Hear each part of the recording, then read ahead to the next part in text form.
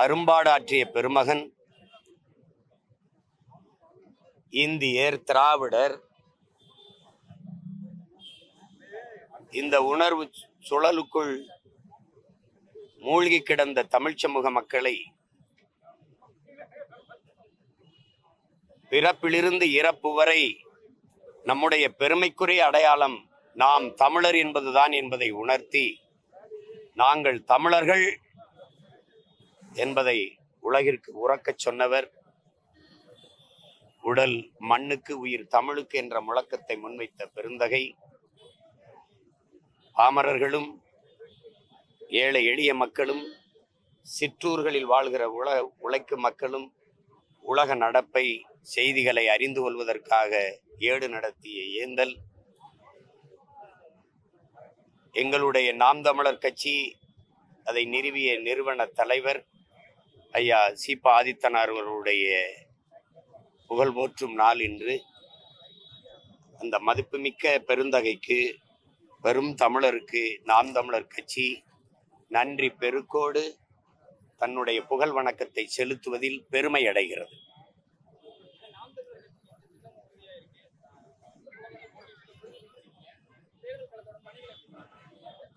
அது ரொம்ப முன்னாடியே நாங்கள் தொடங்கிட்டோம். அது செய்து கொண்டே போகிறோம். நீங்கள் தான் அதை செய்தி ஆக்குறது இல்லை, அதுவும் செய்கிறது இல்லை. உங்களுக்கு தேவைன்னா செய்தி இதை எடுப்பீங்க, இல்லைன்னா விட்டுருவீங்க. சாதிவாரி கணக்கெடுப்பு, சமூக நீதி, பஞ்சமர் நில மீட்புக்கு போராட்டம் வச்சா நீங்கள் ஏன் போராட்டம்னு கூட கேட்க வரல. கண்ணு முன்னாடி 16 ஆண்டுகள் ஆச்சு என் இனம் சாகும்போது. அது சாகும்போது நீங்கள் செய்தி ஆகலை. செத்து அதுக்காக அந்த அந்த உணர்வை மறந்துடக்கூடாதுன்னு நாங்கள் கூட்டம் நடத்தும் போது ஏன் இந்த கூட்டம் நடத்துறீங்க சீமான்னு கேட்க வரல. சுவரெல்லாம் எழுதணும், சுவரொட்டிகள் ஒட்டணும், பெரிய கூட்டம் கூடி பேசணும், ஆனாலும் கேட்கல. அது மாதிரி தான் இது. நீங்கள் நாங்கள் என்ன செய்கிறோங்கிறத கவனிக்க மாட்டீங்க. அதில் ரொம்ப முன்னாடியே தேர்தல் வேலையை தொடங்கி நாங்கள் செய்து கொண்டிருக்கோம். ஏறக்குறைய 100 வேட்பாளர்களுக்கு மேலே தேர்வு செஞ்சு களத்தில் சின்னம் வருவதற்காக காத்திருந்தோம். இப்போ எங்கள் பிள்ளைகள் வேலையை தொடங்கி செய்வாங்க. ஜூன் இறுதிக்குள்ளே எல்லா வேட்பாளரையும் தேர்வு செஞ்சு அறிவித்து வேலை செய்வோம். சும்மா கோடிட்ட நிரப்புறதில்லை, ஆகச்சிறந்த ஆளுமையிலான பிள்ளைகளை களத்தில் இறக்குவோம். 234ல் 134 பேர் இளைஞர்கள் தான் இருப்பாங்க. 25 வயதுலேருந்து 30-35 வயதுக்குள்ள இளைஞர்கள். இவர்களுக்கெல்லாம் என்ன தெரியும்னு நீங்கள் கேள்வியை கேட்டீங்கன்னா அவ்வளோதான், செதற அடிச்சிருவான். அவன் ஆக பெரும் அறிஞர்களாக வளர்த்து வார்த்து இந்த களத்தில் இறக்குவோம். இது 26 தமிழ் தேசியர்களுக்கான களம், எங்களுக்கான களம், மாற்று அரசியலை விரும்புகிற மக்களுக்கான களம்.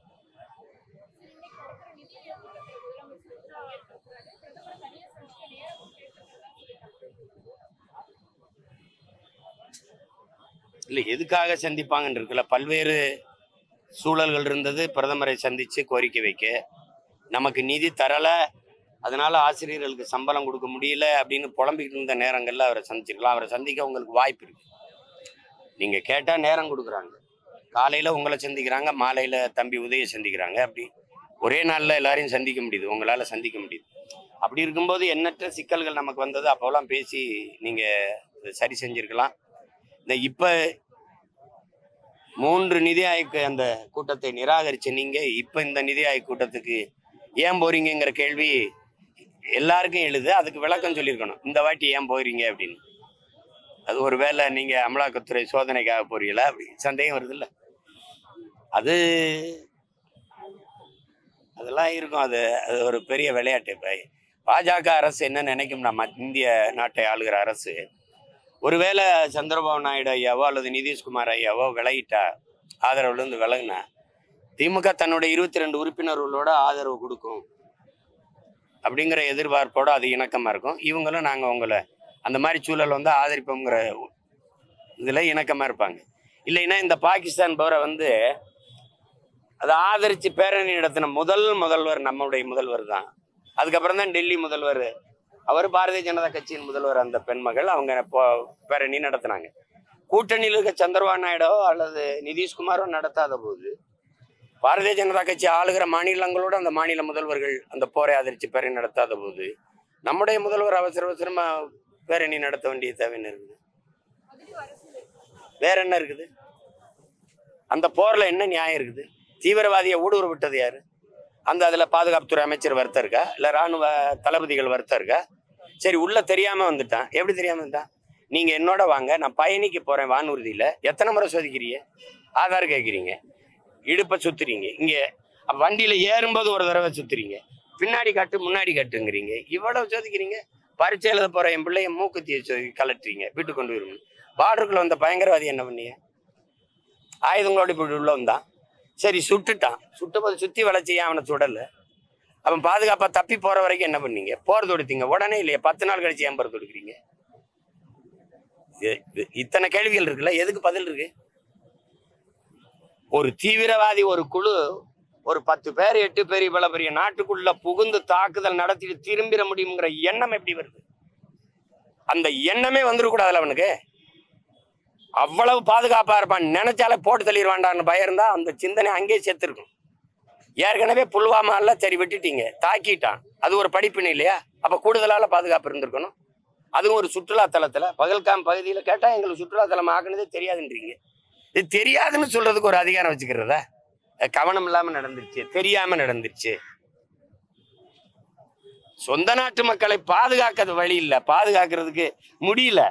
பாதுகாப்புக்கு நின்ற ராணுவ வீரர்களையே பாதுகாக்க முடியல. 42 பேரை புல்வாமால கொண்டுட்டீங்க. அப்புறம் என்னத்துக்கு இது போர் நடத்தி என்னதை போறாது அக்க போறாது? அது தேவையில்லாதது. செத்தவன் தானே. இல்ல அங்க போர் நடத்தி கொன்னீங்கள பொதுமக்கள், அப்பாவி குழந்தைகள், அவங்களுக்கும் இந்த தீவிரவாத செயலுக்கு ஏதாவது சம்பந்தம் இருக்க? தீவிரவாதிகள் சுடப்பட்டிருக்காங்களா? செத்தவன் 26 பேர், சுட்டவன் எத்தனை பேர் தெரியுமா உங்களுக்கு? அவன்ல எவனாவது அழிக்கப்பட்டிருக்கானா? அப்புறம்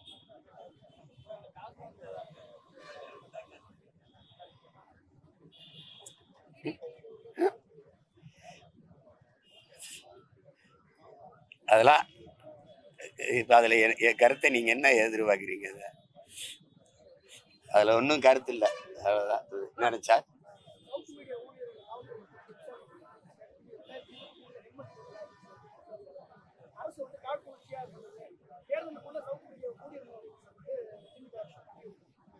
இல்ல காழ்ப்புணர்ச்சியா பண்ணுது, பழி வாங்கணும்னு பண்ணுது அப்படிங்கலாம் ஒரு கேள்வி உங்களுக்கு தேவை வேண்டியதில்லை. உண்மையிலேயே பழி வாங்கணும், சவுக்கு சங்கருடைய குரல் வலையை நெரிக்கணும், அவரை பேச விடாம தடுத்துடணும் அப்படிங்கிறது தான் இவ்வளவு பண்ணுதுங்கிறத எல்லாருக்கும் தெரியுது இல்ல?